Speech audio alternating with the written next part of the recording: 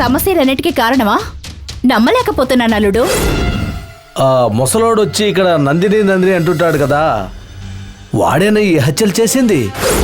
లేదు మామయ్య, ఇన్స్పెక్టర్ చెప్పిన దాన్ని బట్టి అలాంటి అనుమానం వస్తోంది.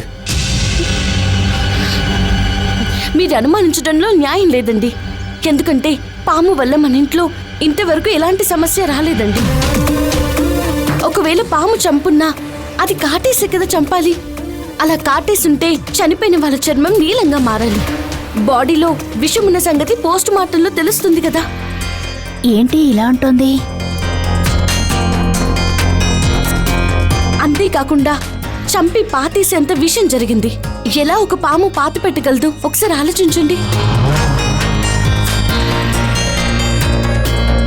ఖచ్చితంగా జరిగిన సంఘటనలకి పాముకి ఎలాంటి సంబంధం లేదు. ఇది ఇంకెవరో చేసుంటారు. ఇంకెవరో ఏంటి? ఆ ఆత్మే ఖచ్చితంగా చేసుంటుందని ఆ రోజే మాట్లాడుకున్నాం కదా. ఇప్పుడెందుకు దాని గురించి డిస్కషన్? అటు ఇటు తిరిగి ఇది నా మీదకొస్తుందేమిటి?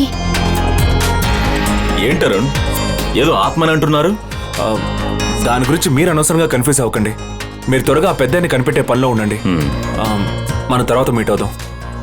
ఓకే అరుణ్.